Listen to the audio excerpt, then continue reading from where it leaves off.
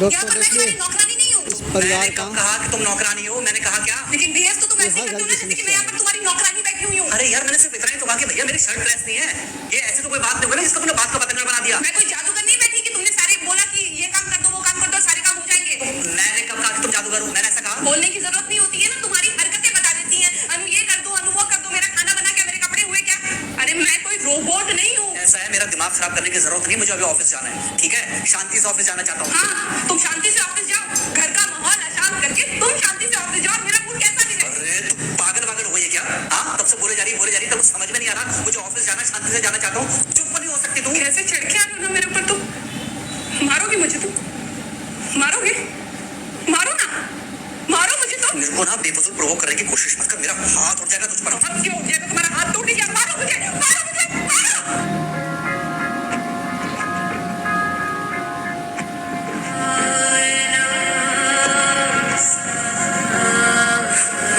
ज़्यादा बेटा, बात नहीं थी, बेटा क्या हुआ है? हाँ, एक दूसरे को सहन करना चाहिए थोड़ा सा। मैं अभी आ रही हूँ। अरे बेटा पर हुआ क्या है? कम से कम एक बार हमको बताओ तो सही। तुम बस बात हुआ मम्मी, अब नहीं रह सकती मैं यहाँ पर। क्या हुआ? इसने हाथ उठाया मुझ पर। किसने? राहुल ने। बेटा तुम एक काम करो, तुम सीधे अपना सामान बांधो और चुपचाप घर चली आओ। तुमको ये एक काम मिनट माँ भी को वहाँ नहीं रुकने की करना कोई चाहिए। जरूरत नहीं है। सुन रहे हो ना तुम? अरे हुआ क्या, मुझे बताओगे जरा? दामाद जी ने हमारी बेटी के ऊपर हाथ उठाया।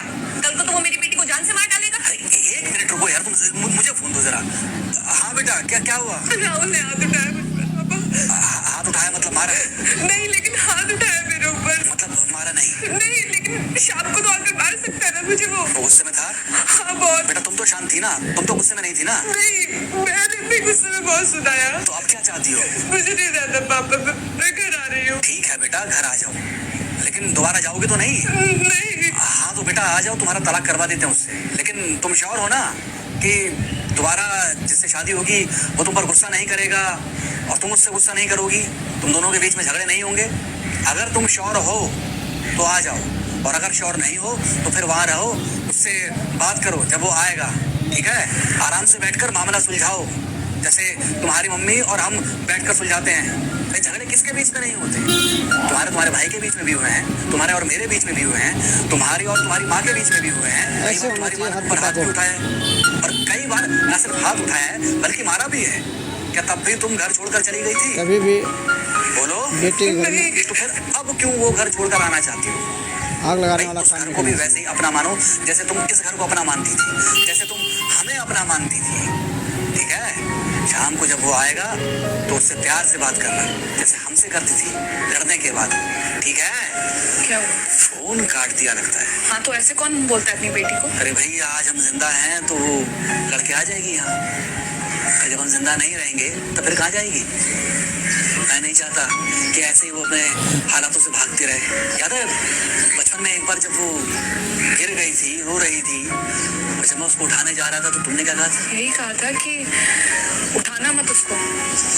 अगर आज तुमने उठा दिया उसे तो वो हर बार गिरने के बाद रोएगी और ये इंतजार करेगी कि कब तुम आकर उसे उठाओगे। फिर क्या हुआ था? फिर क्या हुआ था? फिर थोड़ी देर बाद रोने के बाद जब उसे लगा कि तुम नहीं आओगे तो वो खुद ब खुद उठ गई थी। क्या उसके बाद जिंदगी में जब वो दोबारा गिरी, रोई, उसने मेरे आने का इंतजार किया?